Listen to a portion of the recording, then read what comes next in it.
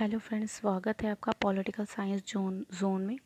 तो आज का हमारा टॉपिक है जिसके ऊपर हम डिस्कस करेंगे, वो टॉपिक है हमारा प्रथम विश्व युद्ध। तो प्रथम विश्व युद्ध की शुरुआत हुई थी 1914 से और ये चला था 1919 तक। इसके अंदर हमने सर्वप्रथम देखा कि कैसे एक दो राष्ट्रों के बीच का युद्ध महायुद्ध के तौर पे सबके सामने आया। ठीक है।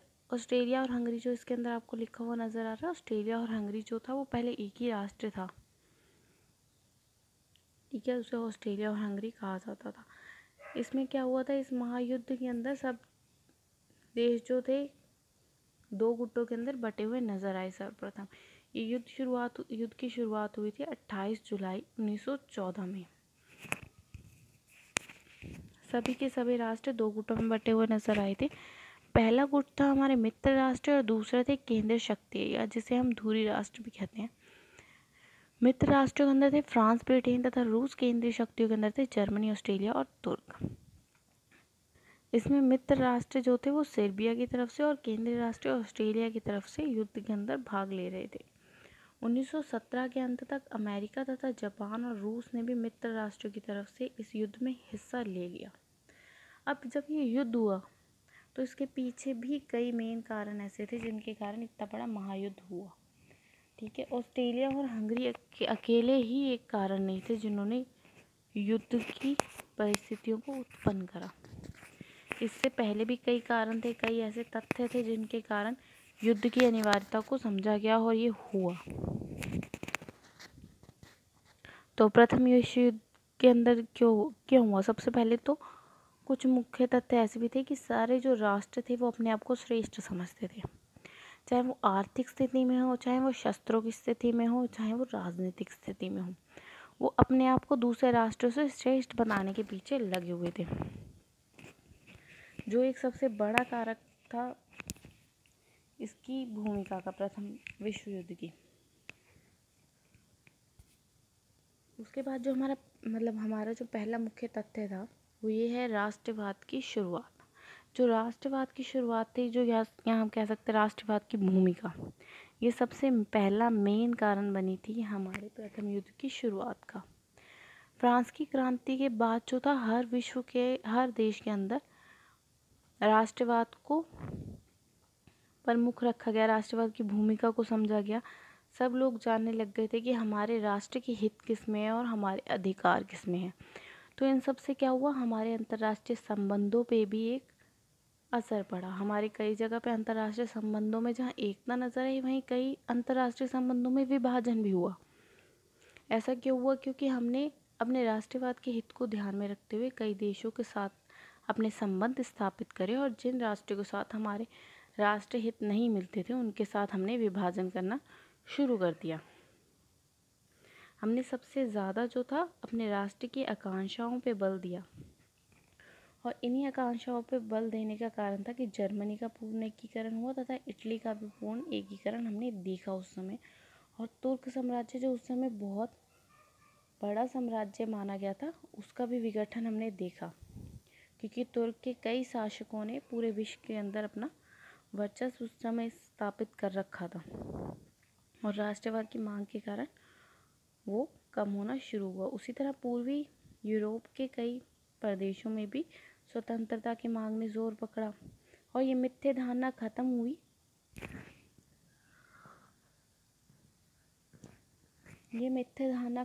कि हम श्रेष्ठ हैं। ठीक है, लोगों ने जातिगत तौर पे, राष्ट्रगत तौर पे अपनी श्रेष्ठता को साबित करने के लिए कई तरीकों में फिर होड़ में उतर आए। राष्ट्रवाद होने से पहले क्या होता था, सब कहते थे कि हम बेस्ट हैं और जिनका जितना ज़्यादा वर्चस्व होता था उसे बेस्ट मान लिया जाता था। बट राष्ट्रवाद आने के बाद क्या हुआ कि जब राष्ट्रों ने अपने हित देखना शुरू करा तो उनका वर्चस्व यानी कि उनकी राजनीतिक शक्तियों का वर्चस्व कम होना शुरू हो गया। तो अब उनके पास श्रेष्ठ अपने आप को बेस्ट साबित करने के लिए क्या था, जैसे कि अगर हम देखें कि आपका किसी के ऊपर अपना दास बना रखा है, उसके ऊपर अपना प्रॉपर कंट्रोल कर रखा है और आपका एक तरीके से कंट्रोल ख़त्म हो जाए, तो आपको अपने आप को साबित करने के लिए, अपना वर्चस्व साबित करने के लिए आप क्या करोगे, फिर अपना आप आर्थिक जोर दिखाओगे या फिर शस्त्रों के बल पे करोगे, क्योंकि आप उसे राजनीतिक तौर पे हैंडल नहीं कर पा रहे। तो वही हो रहा था देशों के साथ उस टाइम कि हर जो देश था वो राजनीतिक तौर पे तो अब हैंडल नहीं कर पा रहा था। राष्ट्रवाद की भावना के उग्र होने के बाद उनका वर्चस्व नहीं स्थापित हो पा रहा था राजनीतिक तौर पे, तो उन्होंने अपने आप को आर्थिक तौर पे श्रेष्ठ दिखाना शुरू करा, शस्त्रों के तौर पे भी श्रेष्ठ दिखाना शुरू करा। ठीक है कि हमारे पास इतने हथियार हैं। और उसके बाद में इन्होंने क्या करा, हर जगह पे हर तरीके से अपनी होड़ लग गई। इनके एक कंपटीशन स्टार्ट हो गया। राष्ट्रवाद आने के बाद हर देश के अंदर एक कंपटीशन आ गया कि हमें अपने आप को बेस्ट साबित करना है। और उसी कंपटीशन का आधार था कि हमारा सब जो दूसरा पॉइंट बना वो था साम्राज्यवादी प्रतिद्वंदिता। अब देखिए, अब राजनीतिक वर्चस्व मतलब आपके अंतर्राष्ट्रीय संबंधों पे जब असर पड़ रहा है तो क्या करेंगे आप अपने वर्चस्व दिखाने के लिए, क्योंकि देश तो आपके पास उतना ही है, तो आप अपने आप को बेस्ट दिखाने के लिए क्या करेंगे। तो उस टाइम पे क्या हो रहा था, हर देश अपना साम्राज्य बनाने में लगा हुआ था। यूरोप का हर देश अपने आप को, अपने साम्राज्य को स्थापित करने में लगा हुआ था, यानी कि उपनिवेश बनाने में लगा हुआ था। इस कारण से वो ज़्यादातर लोग जो थे यूरोप से निकल के एशिया और अफ्रीका की तरफ आने लगते थे। ठीक है। और इसी साम्राज्यवादी प्रतिद्वंदिता के अंदर सबसे मेन कारण ये भी हुआ कि उद्योगीकरण की क्रांति भी आई। उद्योगीकरण की क्रांति आई 1765 के अंदर, जो लेके आए थे एक इंजन बनाने के बाद ब्रिटेन ने रेल का एक इंजन बनाया था, जिसके कारण जो था साम्राज्यवादी होड़ और उद्योगीकरण की होड़ जो थी सामने आई थी। उद्योगीकरण का विकास हुआ था।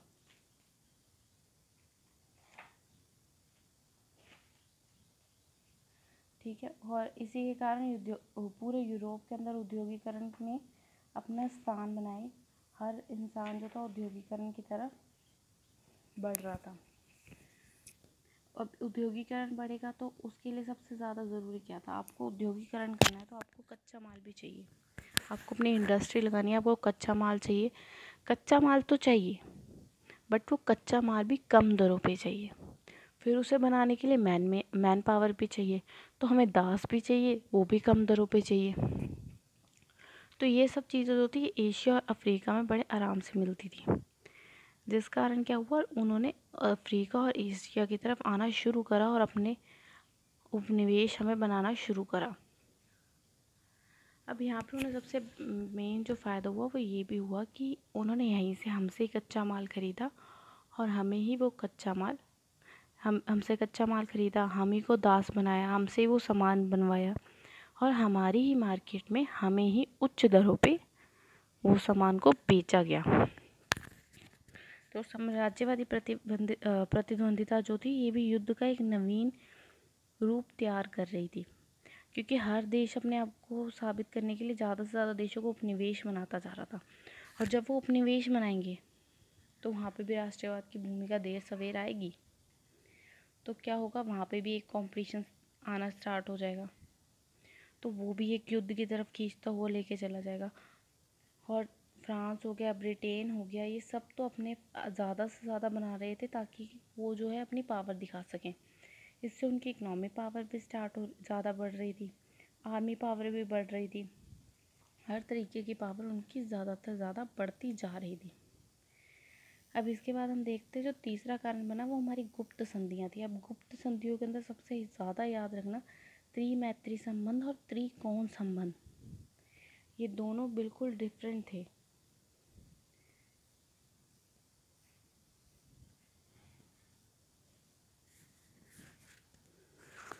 तो इसके बाद में जो हम देखते हैं कि इसके बाद में जो हमारे पास नज़र आया वो ये था गुप्त संधियाँ और समझौते। अब गुप्त संधियाँ जो हुई थी, जो गुप्त समझौते हुए थे, उसमें सबसे ज़्यादा याद रखने वाली बात थी त्रिमैत्री संबंध और त्रिकोण संबंध। ठीक है, ये कैसे हुए, क्या हुआ, उसको भी समझना याद रखना ज़रूर है, क्योंकि सबसे ज़्यादा कंफ्यूज हो जाते हैं लोग त्रिमैत्री संधि और त्रिकोण समझौते में। तो सबसे पहले स्टार्ट करते हैं। ये जो थे गुप्त संधियाँ जो थी, फ्रांस और प्राश का जब युद्ध हुआ था, प्राश मतलब पर्शिया, फ्रांस और प्राश का जब युद्ध हुआ था उसके पश्चात ये शुरू हुए थे, जब प्राश ने फ्रांस को बहुत बुरी तरीके से इस युद्ध के अंदर हरा दिया था। तो फ्रांस के हारने के बाद जो थी जर्मनी जो थी वो एकदम शक्तिशाली बन गई। जब जर्मनी शक्तिशाली बनी तो जर्मनी का सिर्फ एक ही मोटो था कि हमें फ्रांस से मित्रहीन करना है, फ्रांस को हमें मित्रहीन करना है, फ्रांस के साथ किसी भी अंतर्राष्ट्रीय संबंध को नहीं बनने देना। और इस नीति को पूर्ण तरह से उनका जो सफल करने के लिए उनके एक नेता थे बिस्मार्क। 20 वर्ष तक जर्मनी के प्रभावी नेता बन के रहे, वो वहाँ के प्रधानमंत्री थे और उन्होंने विश्व राजनीति के अंदर भी अपना एक बहुत बड़ा वर्चस्व छोड़ा। वो उनका क्या था, वो ज़्यादा से ज़्यादा देशों के साथ मित्रता करते जा रहे थे, जिससे फ्रांस जो था वो मित्रताहीन बनता जा रहा था।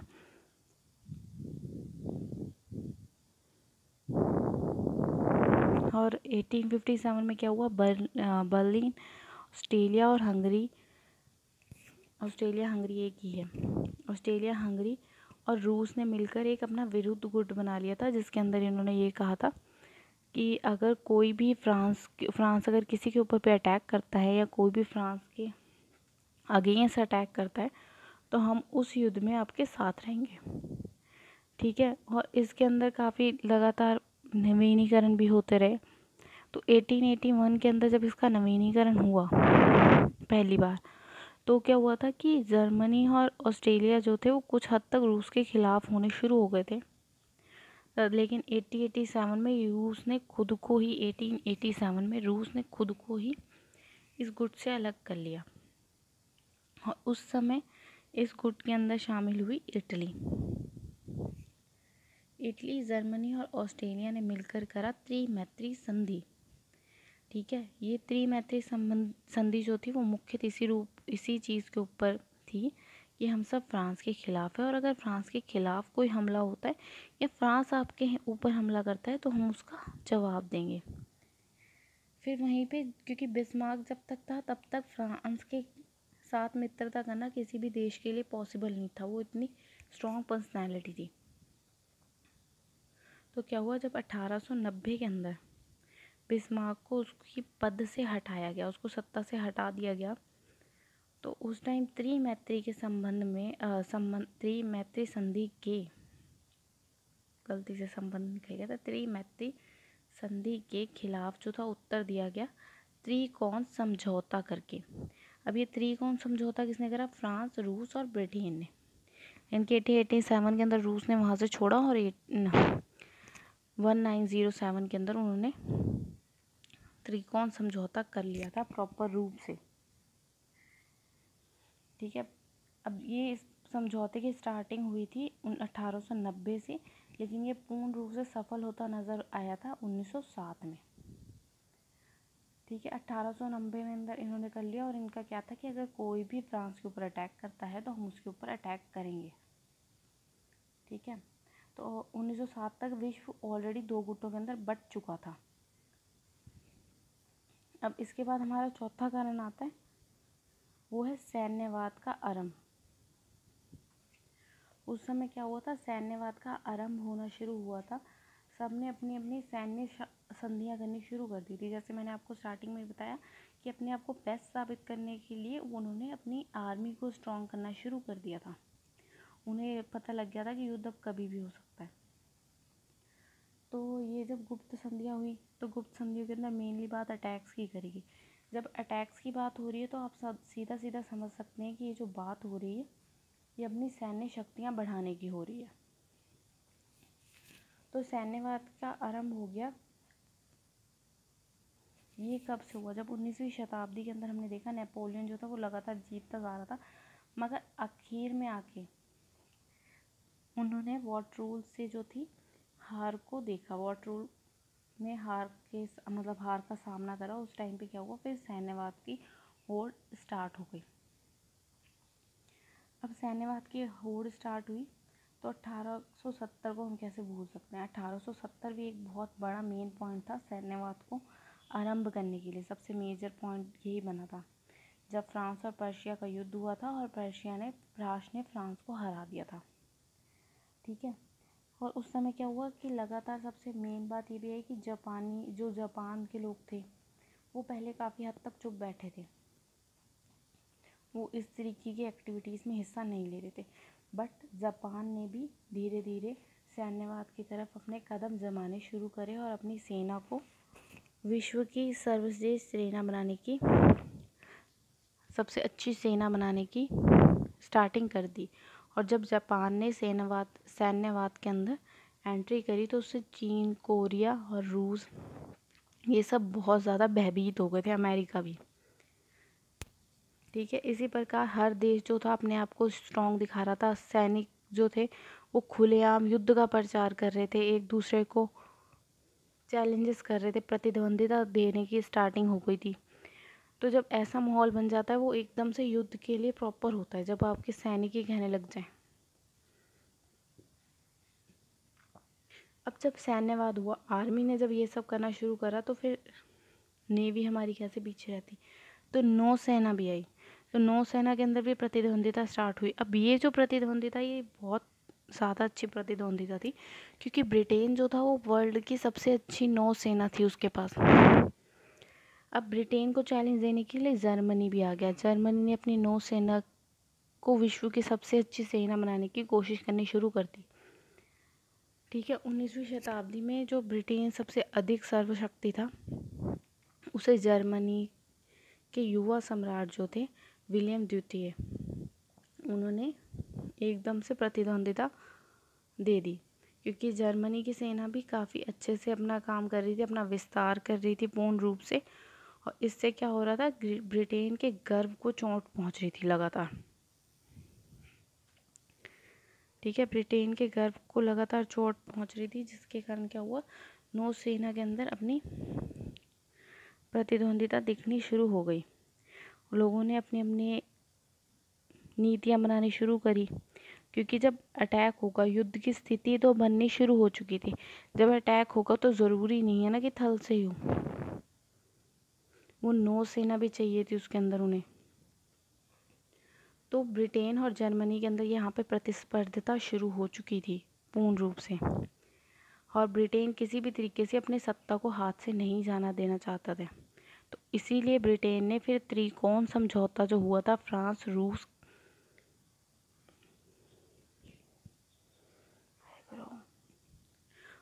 रूस और ब्रिटेन के बीच में हुआ था, वो त्रिकोण समझौता जो था वो इन्होंने इस नौसेना की प्रतिद्वंदिता होने के बाद ही करा। वरना ब्रिटेन पहले सबसे ये कहता था कि मुझे किसी भी तरीके की समझौते की या संधि की ज़रूरत नहीं है, मैं बहुत बेस्ट हूँ। लेकिन जब जर्मनी ने अपनी नौसेना का प्रदर्शन करा तो उससे अपने आप को खतरा महसूस करते हुए ब्रिटेन ने त्रिकोण समझौते की स्वीकृति दी और ब्रिटेन को सोए हुए सहभागी की संज्ञा दी गई कि इनके पहले इतने टाइम तक सोया हुआ था, अब एकदम से जाग के आ गया है अपने आप को प्रदर्शन करने के लिए।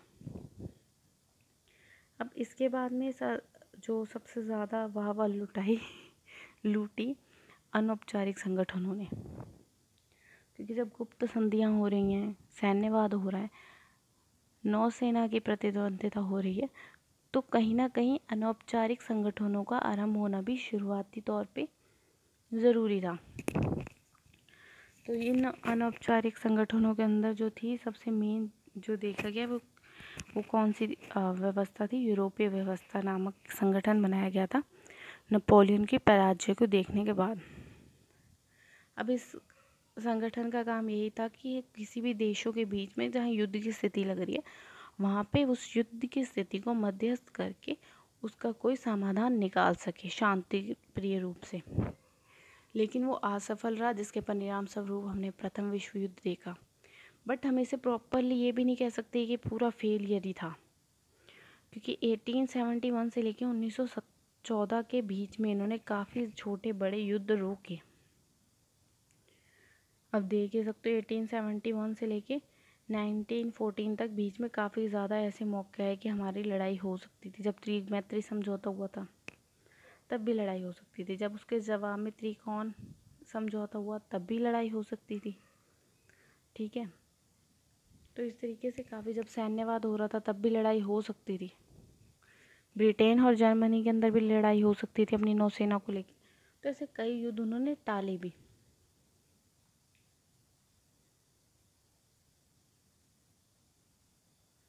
उस समय 1877 में रूस और तुर्क के बीच में भी युद्ध होने की स्थिति बन गई थी, जिसे भी उन्होंने रोका बहुत अच्छे तरीके से, और वो युद्ध भविष्य में भी नहीं हमने देखा।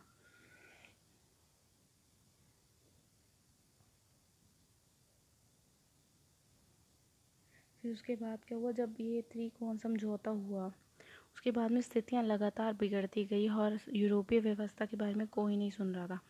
तो 1899 यानी कि 1999 और 1907 के बीच में इस समय इसने अंतर्राष्ट्रीय कई सम्मेलन करे, जिसके अंदर वो शांतिपूर्वक तरीके से हर चीज़ का हल निकालने की कोशिश कर रहे थे।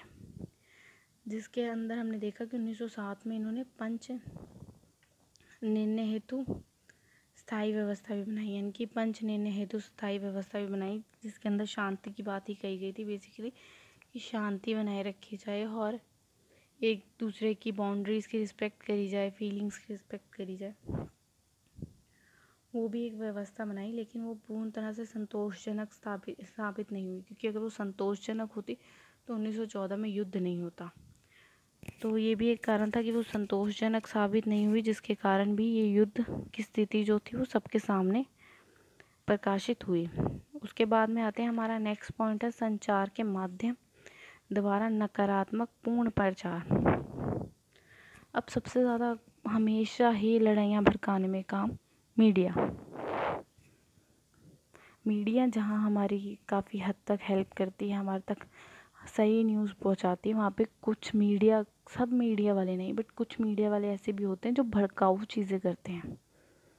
जैसे हमने इंडिया में भी देखा था कि जब इंडिया पाकिस्तान के अंदर थोड़े वैचारिक मतभेद पीछे ज़्यादा हो गए थे, तो पाकिस्तान वालों ने काफ़ी ऐसी बातें कही थी कि हमारे पास न्यूक्लियर पावर है, हम चला देंगे ये वो। बट वो ये भूल गए थे कि इस टाइम मोस्टली देशों के पास न्यूक्लियर पावर है परमाणु बम है सबके पास। तो इस तरीके के बयान वो देते हैं कई मीडिया वाले, भड़काऊ बयान। और वो भी सारे पाकिस्तान वाले नहीं थे, कुछ ही थे, एक दो जिन्हें शायद नॉलेज कम हो। तो ऐसे भी होते हैं संचार माध्यम वाले जो ऐसी बातें करते हैं जिससे अंतर्राष्ट्रीय संबंध ही एकदम से नकारात्मक तौर पे सामने आ जाते हैं। उस समय क्या था, जिस टाइम ये सारी के सारे हो रहे थे समझौते वगैरह, उस टाइम हर देश की ये चाह थी कि मेरे ज़्यादा से ज़्यादा लोगों के साथ, ज़्यादा से ज़्यादा राष्ट्रों के साथ अच्छे संबंध बने, बट उसी समय जो हमारे लिए उत्तरदायी भी हों। ठीक है, लेकिन क्या हुआ, लोग जहाँ पे 40 साल से अपने संबंध सुधारने की कोशिश कर रहे थे, वहीं पे संचार के कई सारे माध्यम ऐसे भी थे जो लगातार ही कुछ शत्रुतापूर्ण प्रचार करते जा रहे थे, जिससे संबंध जो थे लगातार सुधरने की बजाय बिगड़ते जा रहे थे, और वातावरण जो था एक टाइम पे आके प्रॉपर रूप से युद्ध वाला बन चुका था।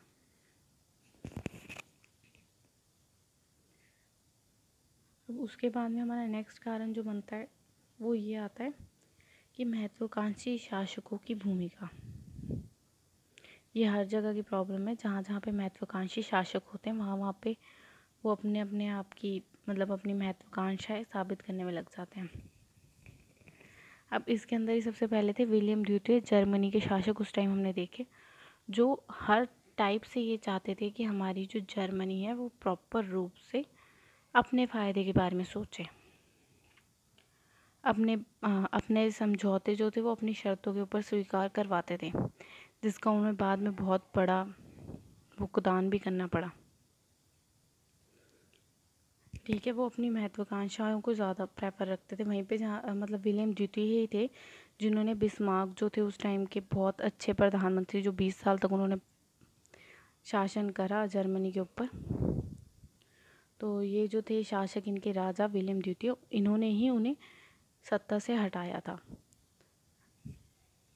लेकिन उन्होंने जो समझौते करे थे वो इस बेस पे होते थे कि वो सबकी महत्वाकांक्षाओं को अपने अंडर लेके करते थे, जिसके कारण उन्होंने अंतर्राष्ट्रीय स्तर पर अपना वर्चस्व स्थापित कर रखा था। उस जब तक वो थे तब तक फ्रांस के साथ किसी ने भी किसी भी तरीके की संधि नहीं करी थी। बट विलियम द्वितीय जो थे वो सिर्फ अपनी महत्वाकांक्षाओं को आगे रखते थे। वो चाहते थे कि पूरा यूरोप जो है उनके वर्चस्व के अंडर हो। वैसे ही जो रूस और ऑस्ट्रेलिया के शासक थे वो भी सेम यही चाहते थे। वो सिर्फ अपना हित देखना चाहते थे कि यहाँ पे हमारा हित है तो हम यहीं पे काम करें। तो जब ये ऐसे सब अपने अपने बारे में ही सोचते रहेंगे, अपनी अपनी महत्वाकांक्षाओं के बारे में सोचते रहेंगे, तो युद्ध का माहौल प्रॉपर रूप से बनता चला जाएगा। तो वो क्या होता है, वातावरण को भड़काने वाला काम उस टाइम ये कर रहे थे ये शासक। अब उसके बाद में आते हैं ऑस्ट्रेलिया और सर्बिया का संघर्ष। यही सबसे मेन रीज़न था और यही लड़ाई थी जिसने पूरे विश्व युद्ध की शुरुआत करी। एक तो हमारे यहाँ पे कुत्ते बहुत भौंकते हैं, हमारे ही कुत्ते भौंक रहे हैं।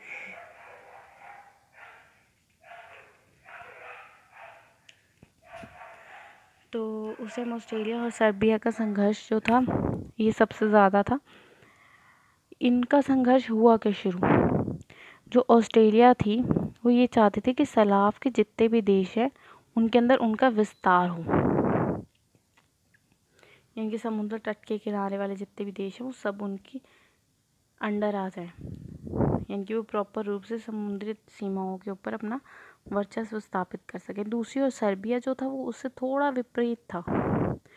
सर्बिया ये चाहता था जितने भी सलाव देश हैं वो अपने राष्ट्रवाद के हित में काम करें, वो अपनी जाति और जातियों के हित में अपनी प्रभुसत्ता बनाए और अपने ही प्रभुसत्ता के समीप काम करे और अपने आसपास के जितने देश हैं उनके साथ अपने हितों को लेके, अपनी आकांक्षाओं को लेके कार्य करे। ये नहीं कि वो अपनी आकांक्षाओं को मार के दूसरों के लिए काम करते चले जाए। इस तरीके से सर्बिया और ऑस्ट्रेलिया दोनों के अंदर अपनी अपनी जो वो थी आकांक्षाएं अलग थी। ऑस्ट्रेलिया उन्हें अपने अंडर लेना चाहता था और सर्बिया चाहता था कि सारे सलाव देश अपने अपने एक राष्ट्रीय हित बनाए, अपने प्रभुसत्ता अलग से स्थापित करें, जिस कारण क्या हुआ, दोनों के बीच में हित संघर्ष शुरू हो गए। और ये हित संघर्ष ज़्यादा बढ़ के कब, जब सोराइबा कांड हुआ। अब सोराइबिया कांड जो है वो ही है हमारा सबसे मेन रीज़न युद्ध को स्टार्ट करने का। युद्ध की स्टार्टिंग इस सोराइबिया कांड से ही होती है। इस समय क्या हुआ था कि जो ऑस्ट्रेलिया के शासक थे, एक सेकंड में पानी पी लूं।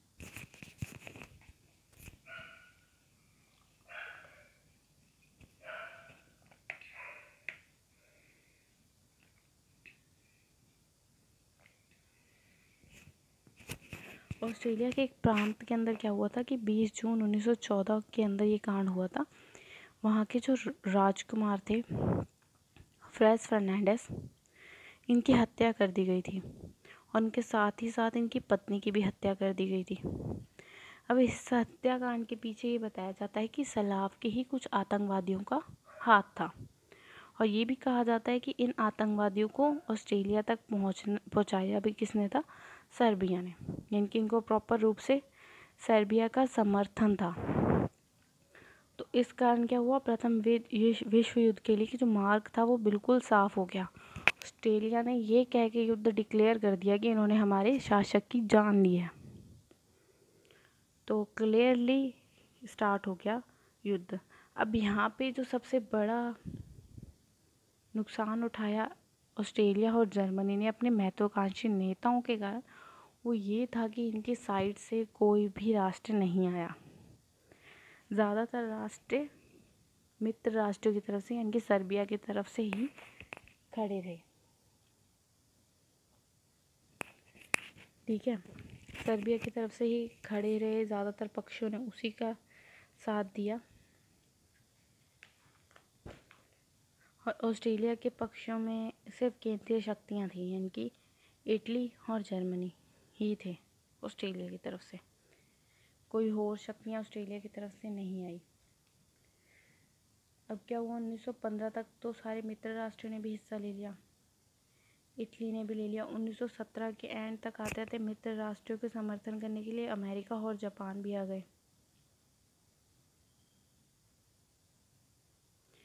ठीक है, सब के सब आ गए थे। 1917 तक ऑस्ट्रेलिया, जापान वगैरह सब आ गए थे, लेकिन 1917 में बोल्शेविक क्रांति भी हुई थी, आपको याद होगा हमारे विश्व के अंदर ये भी एक सबसे बड़ा चेंज आया था कि 1917 में बोल्शेविक क्रांति हुई थी।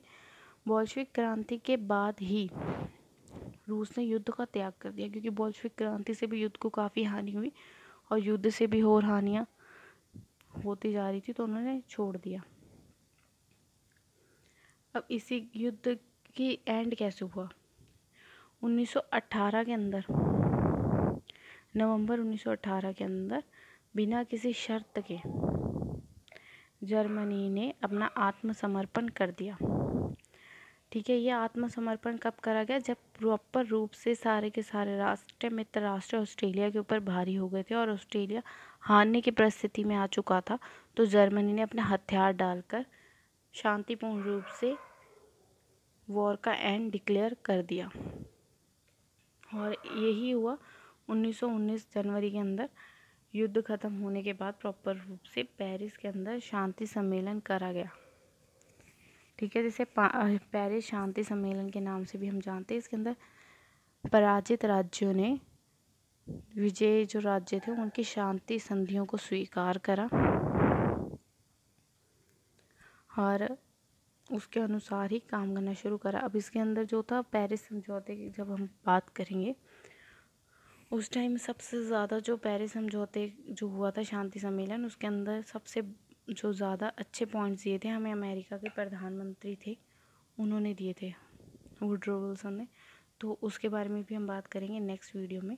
बाकी अगर आपको इसके अंदर कोई भी प्रॉब्लम रही हो या कोई पॉइंट समझ ना आया हो तो प्लीज़ मुझे ज़रूर बताइएगा, और आपको वीडियो कैसी लगी है ये भी मुझे ज़रूर बताइएगा। बाकी थैंक यू हमारी वीडियो देखने के लिए। ये मेरी फर्स्ट वीडियो है मेरे चैनल पे और मैं उम्मीद करती हूँ कि आपको अच्छी लगेगी, और अगर अच्छी लगे तो लाइक ज़रूर करिएगा। और जो भी आपको लगे कि मुझे इसके अंदर चेंजेस करने चाहिए या कोई एडवाइस हो आपकी, तो वो मुझे ज़रूर बताइएगा। Thank you for watching.